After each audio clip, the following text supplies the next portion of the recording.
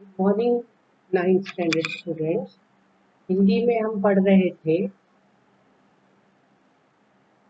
स्वामी आनंद का लिखा हुआ लेख महादेव भाई के बारे में पढ़ रहे थे कि किस प्रकार महात्मा गांधी की वो मदद करते थे, किस प्रकार वो एक अद्वितीय चरित्र था। उनकी विभिन्न विशेषताओं के बारे में हमने इस लेख में पढ़ा है। अभी कंप्लीट नहीं हुआ था, तो अभी इसका पार्ट 5 मैं शुरू कर रही हूँ। तो इसमें है पेज नंबर, आपकी जो बुक है स्पर्श, उसमें पेज नंबर 61 पर सेकंड पैराग्राफ स्टार्ट करती हूँ। क्या पढ़ रहे थे हम? महादेव भाई देसाई जो महात्मा गांधी के वारिस के रूप में उन्होंने उनको नियुक्त किया था, तो क्या क्या कार्य करते थे, किन किन चीज़ों में निपुण थे, उन्हीं की विशेषताओं के बारे में हम पढ़ रहे थे। तो आगे चलते हैं। महादेव भाई का समूचा जीवन और उनके सारे कामकाज गांधी जी के साथ एक रूप होकर इस तरह गुथ गए थे कि गांधी जी से अलग करके अकेले उनकी कोई कल्पना ही नहीं की जा सकती थी। यानी एक रूप, गांधी जी और वो एक ही चीज थे दोनों। इतना ज्यादा वो एक दूसरे पर निर्भर थे। कामकाज की अनवरत, अनवरत मीन्स बिना रुके हुए, लगातार, राइट। कामकाज की, हाँ यस, यही था। अनवरत व्यस्तताओं के बीच कोई कल्पना भी नहीं कर सके, इस तरह समय निकालकर लिखी गई दिन प्रतिदिन की उनकी डायरी के वे अनगिनत अभ्यास पुस्तकें आज भी मौजूद है। आज भी हम देख सकते हैं कि इतने व्यस्त होने के बावजूद भी वो समय निकालकर कुछ ना कुछ लिखते रहते थे, तो उनकी वो डायरीज और वो पुस्तकें आज भी मौजूद हैं। प्रथम श्रेणी की शिष्ट, शिष्ट यानी सभ्य, संस्कार संपन्न भाषा और मनोहारी, मनोहारी यानी मन को हरने वाली लेखन शैली की ईश्वरीय देन महादेव को मिली थी। क्या थी? प्रथम श्रेणी यानी फर्स्ट क्लास, एक्सलेंट सभ्य भाषा थी, संस्कार संपन्न भाषा, और लिखते भी हैंड राइटिंग इतनी सुंदर थी उनकी कि कोई हद की बात नहीं। यद्यपि गांधी जी के पास पहुंचने के लिए घमासान लड़ाइयों, आंदोलनों और समाचार पत्रों की चर्चाओं के भीड़ भरे प्रसंगों के बीच केवल साहित्यिक गतिविधियों के लिए उन्हें कभी समय नहीं मिला। यानी कोई लिटरेचर या कोई बुक या कुछ और पढ़े, उसका समय नहीं मिलता था, क्योंकि महात्मा गांधी तो स्वतंत्रता संग्राम की लड़ाई लड़ रहे थे। तो उस लड़ाई में तो इतना लेख, इतनी चर्चाएं, इतने आंदोलन, घमासान लड़ाइयाँ, फिर भी गांधी जी की आत्मकथा सत्य का प्रयोग का अंग्रेजी अनुवाद उन्होंने किया है। My experiment with truth, Gandhi ji की ऑटोबायोग्राफी है, कभी समय मिले तो जरूर पढ़ना आप। तो उसका उन्होंने अंग्रेजी अनुवाद किया, जो नवजीवन में प्रकाशित होने वाले मूल गुजराती की तरह हर हफ्ते यंग इंडिया में छपता रहा। बाद में पुस्तक के रूप में उसके अनगिनत संस्करण सारी दुनिया के देशों में प्रकाशित हुए और बिके। सन 1934-35 में, 1934-35 में, देश अभी आज़ाद नहीं हुआ, 47 में हुआ था, उससे 11 साल पहले, 12 साल पहले में गांधी जी वर्धा, वर्धा एक जगह का नाम है, वर्धा के महिला आश्रम में और मगनवाड़ी में रहने के बाद अचानक मगनवाड़ी से चलकर सेगांव की सरहद पर एक पेड़ के नीचे जा बैठे।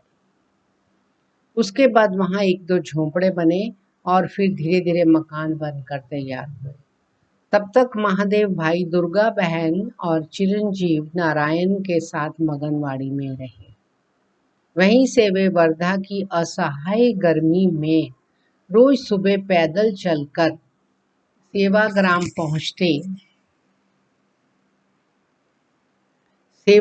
पहुंचते थे। वहां दिन भर काम करके शाम को वापस पैदल आते थे। जाते आते पूरे 11 मील चलते थे। रोज रोज का यह सिलसिला लंबे समय तक चला। यानी मानसिक श्रम तो वो कर ही रहे थे, फिजिकल श्रम भी कर रहे थे, शारीरिक श्रम भी कर रहे थे, physical as well as mental जो उनका काम था वो बहुत ज़्यादा था। कुल मिलाकर इसका जो प्रतिकूल प्रभाव पड़ा उनकी अकाल मृत्यु के कारणों में वह एक कारण माना जा सकता है, परंतु इसका बहुत मतलब इतनी उन्होंने मेहनत की, गर्मी में 11 मील चलकर आना जाना वर्धा से मगनवाड़ी, तो उनका उनकी हेल्थ पर, उनके स्वास्थ्य पर बहुत बुरा प्रभाव पड़ा, विरोध प्रभाव पड़ा। इस मौत का घाव गांधी जी के दिल में उनके जीते जी बना ही रहा। जब तक गांधी जी जिंदा थे उनको हमेशा दुख रहा कि महादेव भाई के साथ क्या हुआ। ये भर्तृहरि एक कवि है संस्कृत के, ये भजन की यह पंक्ति हमेशा दोहराते रहे। क्या पंक्ति? एरे जख्म जोगे नहीं जशे, यह घाव कभी योग से भरेगा नहीं। उन्हें लगा कि महादेव भाई जैसे अमूल्य रतन को, एक हीरे को मैंने खो दिया, ये जख्म कभी भी जीते जी नहीं जाएगा, योग से भी नहीं भरेगा। बाद के सालों में प्यारेलाल जी से कुछ कहना होता और गांधी जी उसको बुलाते तो उस समय भी अनायास यानी अचानक उनके मुख से महादेव ही निकलता, तो उनको महादेव ही उनके मुंह से निकलता। तो अनुवादक कौन है? श्री काशीनाथ त्रिवेदी। तो बच्चों, आपने ये देखा होगा कि किस प्रकार हमने इस लेख में स्वामी आनंद ने महादेव भाई के नाम रखा है शुक्र तारे के समान, यानी एक ऐसा तारा जिसकी आभा, जिसका प्रभामंडल पूरे आकाश में चमकता है। वैसे थे महादेव भाई देसाई। कौन थे? महात्मा गांधी के अनुयायी, महात्मा गांधी के सहायक, महात्मा गांधी के साथी, जो उनके साथ स्वतंत्रता संग्राम से पहले कई कार्य करते थे, लेखक भी थे और उनकी सारी गतिविधियों की पूरी जानकारी, लेखा जोखा, डायरी में लिखना सुंदर अक्षरों में, तो विभिन्न उनकी अच्छाइयों के बारे में हमने पढ़ा है। तो अभी आप लोग क्या करना, कल मैं क्वेश्चन आंसर तो आपको भेजूंगी, परंतु मैं देखती हूँ कि ये वीडियो कौन ध्यान से सुनता है। तो सबसे पहले किसके मुझे मिलते हैं, तो आप जब ये वीडियो देखो, क्वेश्चन आंसर्स भी बाद में देखना, पर सबसे पहले आप एक लिख के मुझे भेजोगे महादेव भाई के चरित्र की विशेषताएं, right? Characteristics of Mahadev's personality. तो ये आपने मुझे लिख के भेजना है, मैं देखती हूँ कौन सुन रहा है ध्यान से और कौन भेजता है। महादेव भाई के चरित्र की विशेषताएं, ठीक है, मैं रिपीट कर रही हूँ, महादेव भाई के चरित्र की विशेषताएं। तो देखती हूँ किसके सबसे ज्यादा पॉइंट आते हैं। आपने कैसे लिखना है? नंबर 1, महादेव भाई देसाई महात्मा गांधी के साथी थे। नंबर 2, महादेव भाई देसाई की जो लिखते थे उनकी लिपि जो है वो बहुत सुंदर थी।